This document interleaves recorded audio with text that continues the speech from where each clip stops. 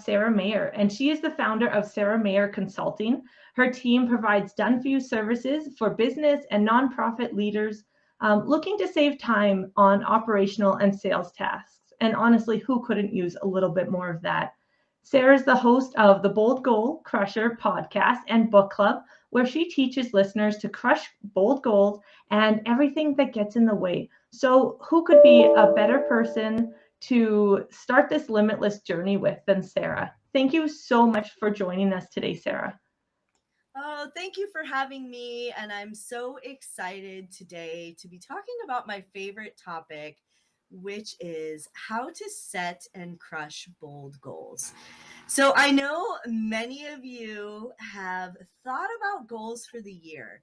And we are coming up on the beginning of a new year. And so you may be thinking about the goals that you set last year or some goals that you want to set for the new year. So I think this topic is so relevant to the topic of being limitless.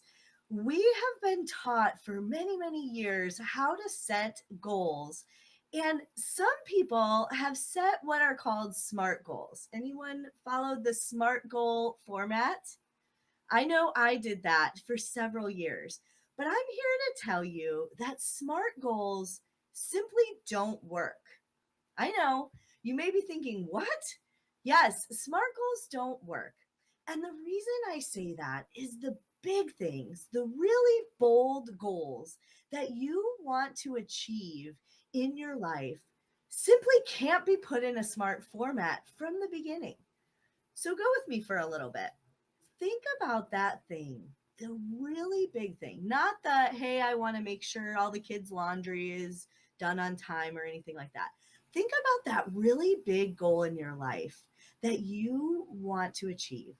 Maybe it's creating your own homestead where you grow your own vegetables. I want to have horses and goats and all these things on my property.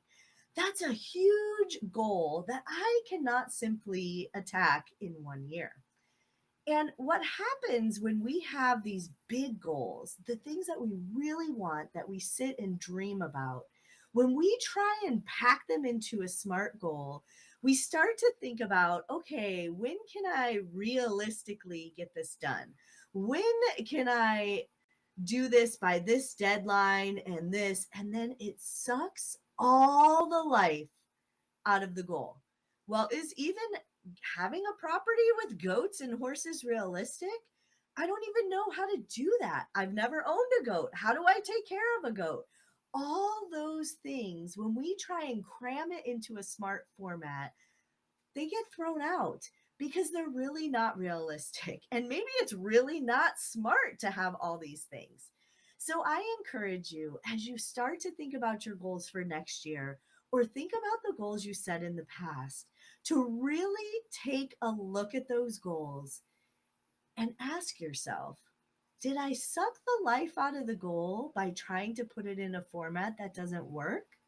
Is this really bold enough? Is this really the goal? Am I really excited about this goal? Or is it a goal that I maybe just need to toss away? Or is it simply something that is just a to-do that can be on my to-do list? When you start with those big dreams and put everything into it without putting structure around your goals, you will get more excited about your goals. But the other thing will happen, it'll become more difficult to accomplish. Because when it's really what you want to achieve, it's not going to be easy. Sometimes you might not even know where to start. There are many goals that I've put on my list, and I didn't even know the first thing about that. The goats, for example, I know nothing about tending to goats, but I know someday I am going to have a couple goats on my property. So, how do high achievers really set and crush those goals?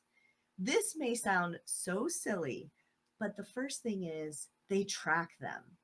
So many of us have these big dreams and we have a mile long to do list. We keep track of every little thing on our to do list, but the important things, the big, bold goals, are nowhere to be found. They're not written down, they're in our head. I'll get to that someday. Have you ever done that? I know I did that in the past. So I encourage you to really start to think about those bold goals and then open up a notebook, open up an Excel spreadsheet if you love Excel, and start to really outline your goals. It sounds so simple, but that's when you can make smart objectives. Set some timelines on when you are going to actually do that first step. The first step may be figure out how to tend to goats or whatever your goal is. Watch some YouTube videos on it, whatever it is, but put timelines around those steps, not the big bold goal, but around those steps so that keeps your momentum going forward. Step 2, I know this one is going to be tricky. When you sit down on Monday or whenever you schedule your week, you need to schedule time to work on your goals first. Remember, your big, bold goals sometimes are scary. You don't know how to start. So what happens is we tend to jump into our calendar and say, what's the easiest thing that I can do to cross some things off my list?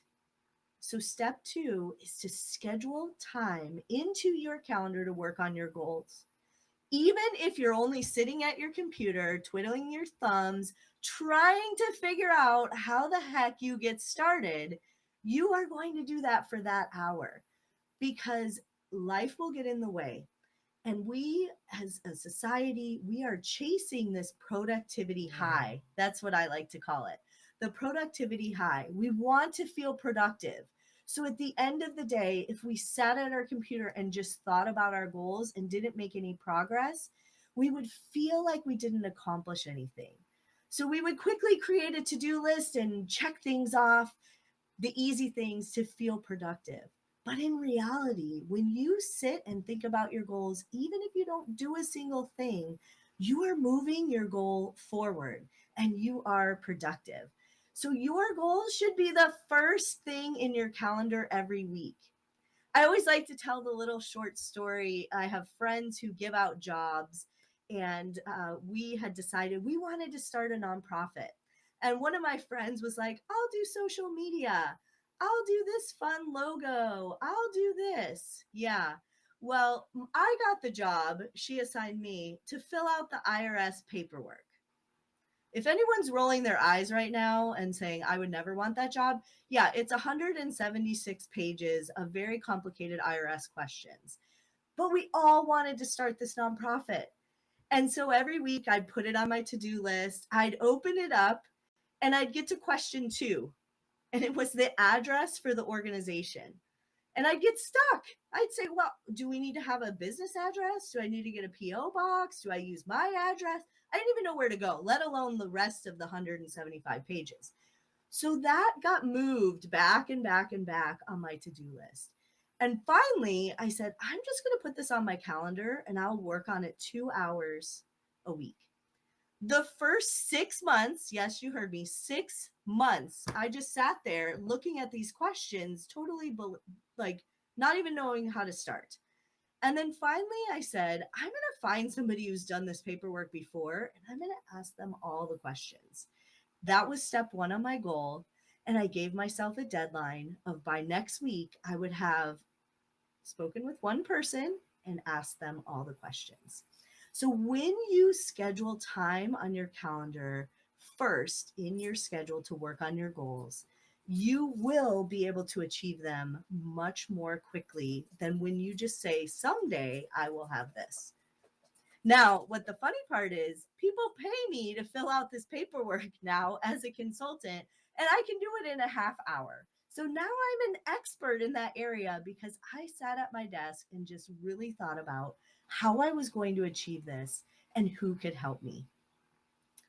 The third tip, can't count. Third tip, you need to say no to things that are not aligned with your goals. Opportunities come our way all the time. And there are many things that are in line with our goals that we're working on, and we can say yes and get excited about and jump into.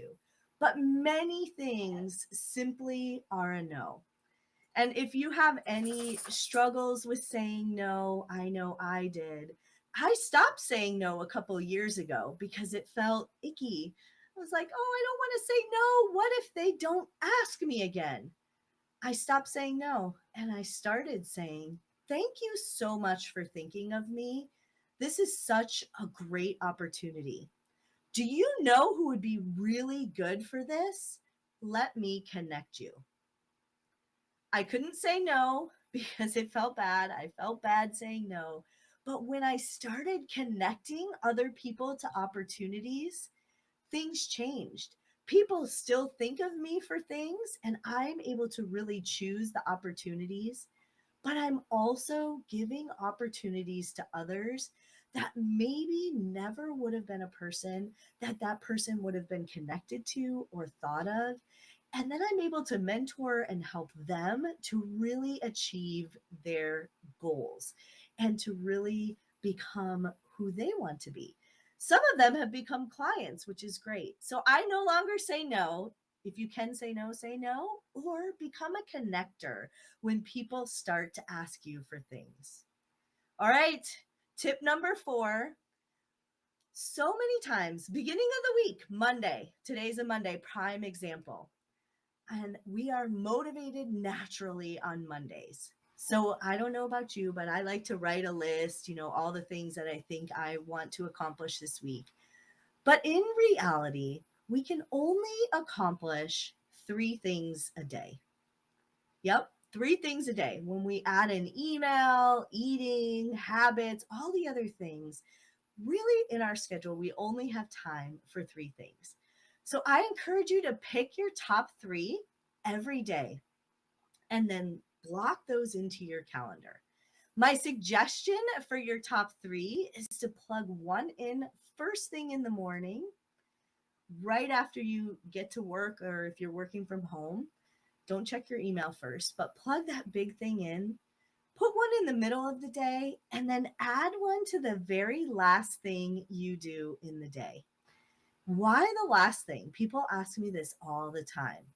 Okay, the last thing, the reason why you want to put it as the last thing is because then you can set an unofficial deadline for yourself and say, as soon as I finish this very important thing, one of my top 3 things, I get to go home or shut my laptop for the night. And then you do have to honor that.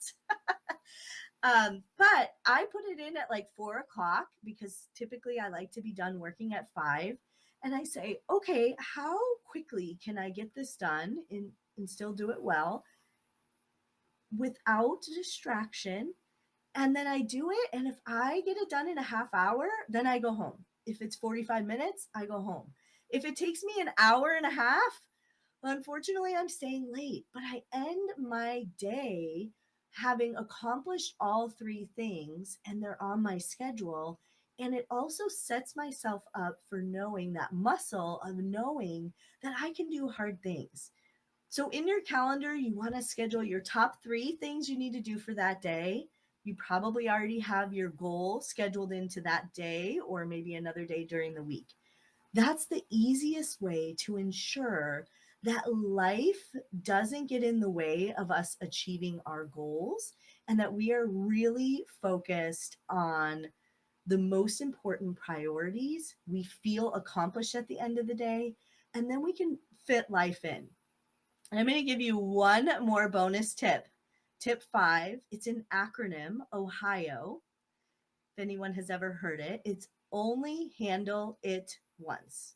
So OHIO, only handle it once. So many times we look at something, maybe it's an email. I had a guy who used to work for me, his name was Bob, and he got in the office at 6 a.m. And I used to look at his email as soon as I got up. And then I would say, I invited Bob into my bathroom, my kitchen, my car ride to work, because I'd be thinking about this spreadsheet the whole time. I'd be brushing my teeth, thinking about Bob and his spreadsheet. And so I had really invited Bob into my life in my morning, and I stopped checking email.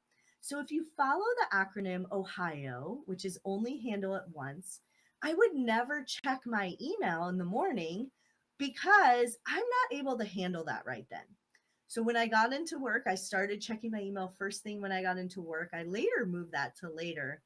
And I would only handle things once. If Bob was asking me for a spreadsheet and I can do it in 5 minutes or less, I do it right then.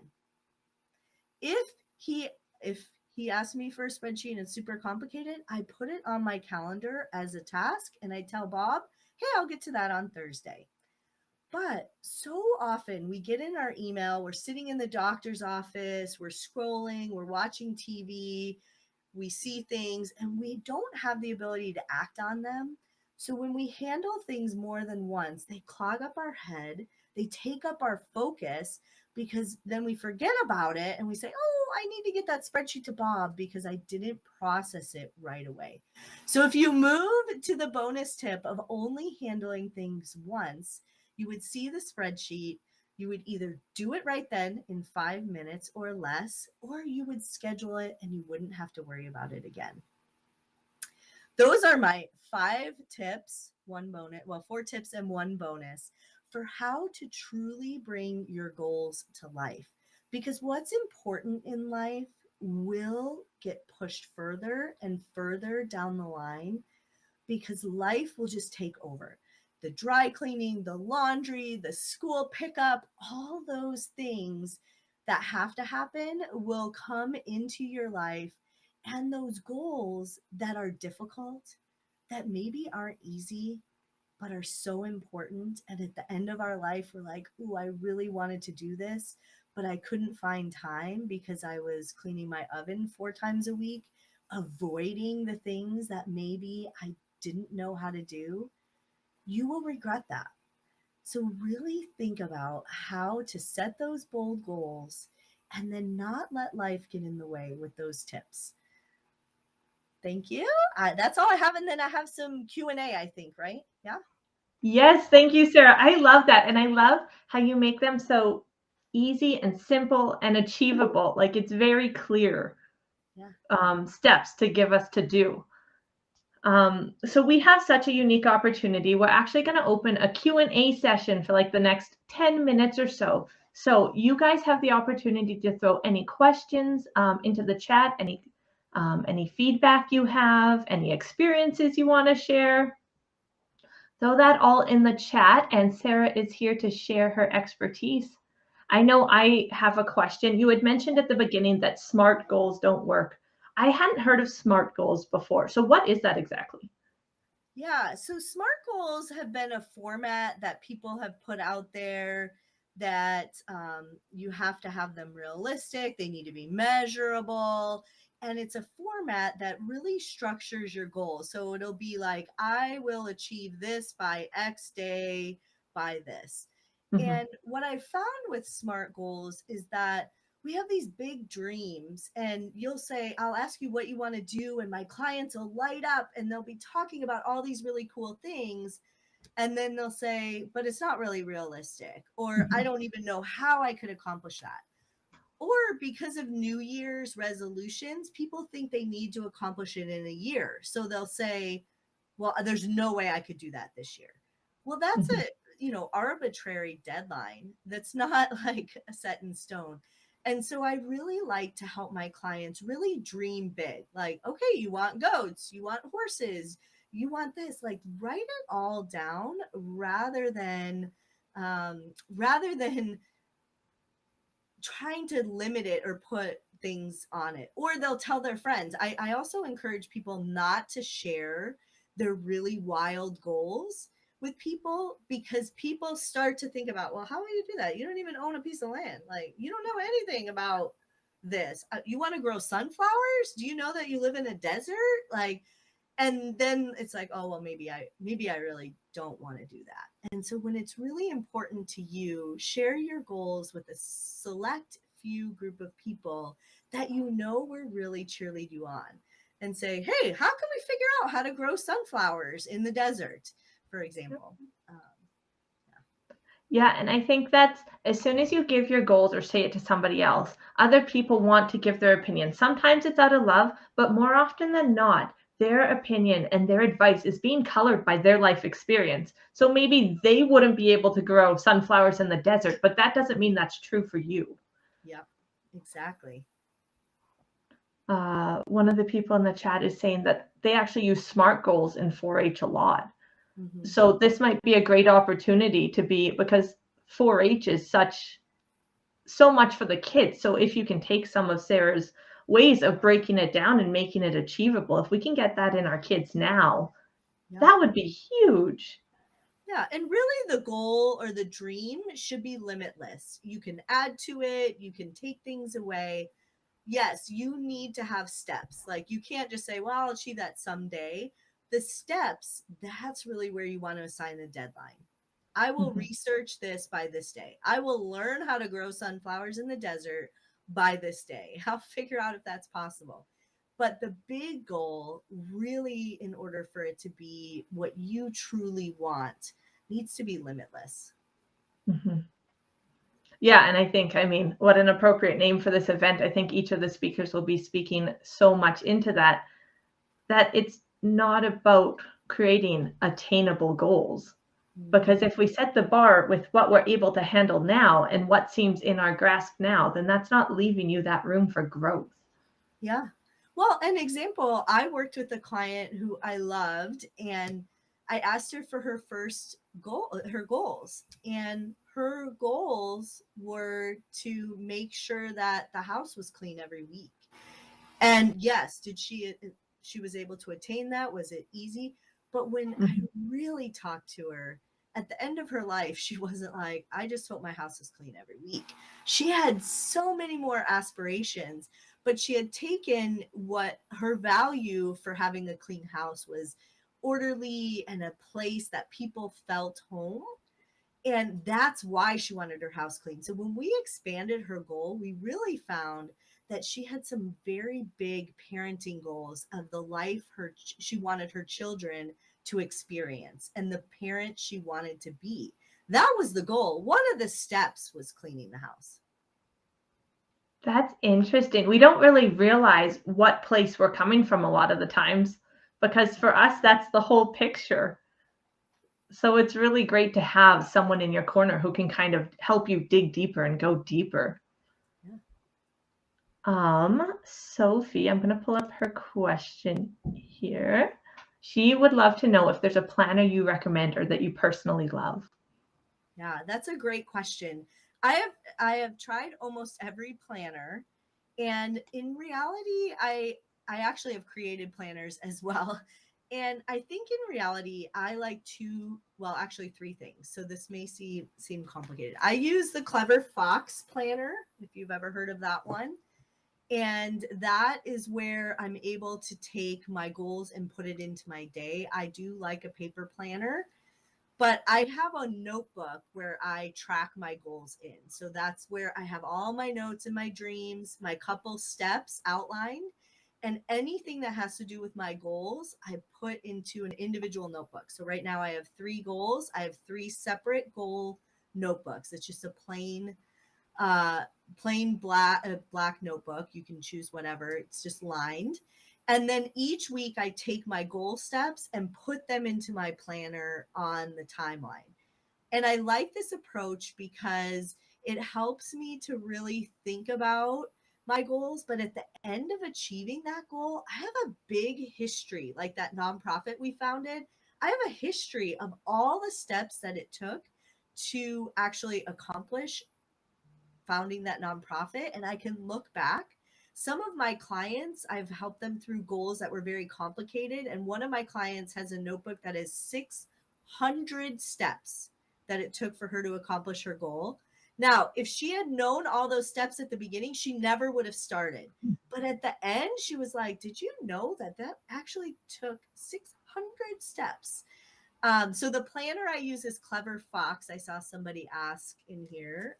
This is the planner, it has a little fox on the front, and that's the one I use. And then I also have, and I do I do encourage people to have a separate task list where they just write everything they need to do, whether it's goal related or not, like do the laundry, whatever you have, respond to Bob's spreadsheet, so that that's a way to organize your tasks. So I have a running task list that then I'll pull out 3 or 4 things I can do, put it on my planner when I'm doing it, look at my goals and put them in there. So I use 3 different things. That's what's worked for me. Some people use a goal spreadsheet. One of the people were saying, like, she started a business from home. She does homeschool with her kids and runs them around. Her time restraints are a huge struggle. She likes the one-touch rule. How does she set a attainable timeline each day for what she really wants to get done?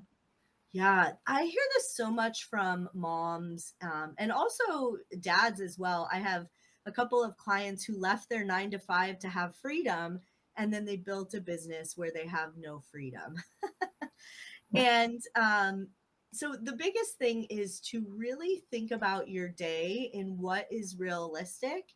And sometimes you have to let things go or outsource them if there are any things you can outsource. And some people say, "Oh, well, I can only outsource my business stuff." That's not true. I have a lady who outsources handwritten cards. Somebody she loves writing handwritten cards, and then she had children and she's like, "I can't do that anymore." Mhm. And she pays a lady who loves doing it, an older lady who loves writing handwritten cards, and then she just signs them.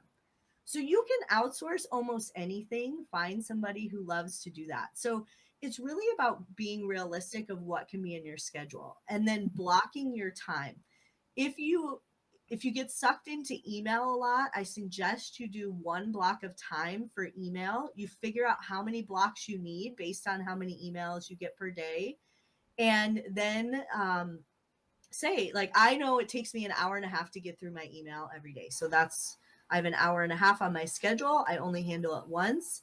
If I was sitting in the carpool line, I would not scroll email.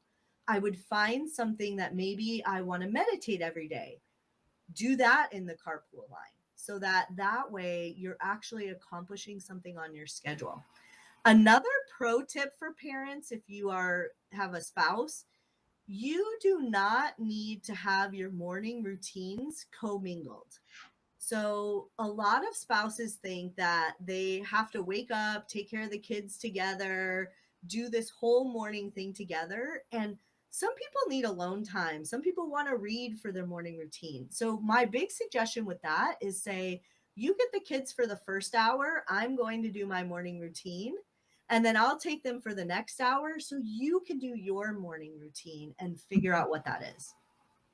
Yeah, I love that. And I think that's such a nice note to finish off because I think we do need to fill our cups and like also question what works for us because how parenting is done for everyone or how you work for everyone isn't the same. So it's nice to be able to get creative and open up to new ideas and new ways of hitting your success and your happiest, fullest life.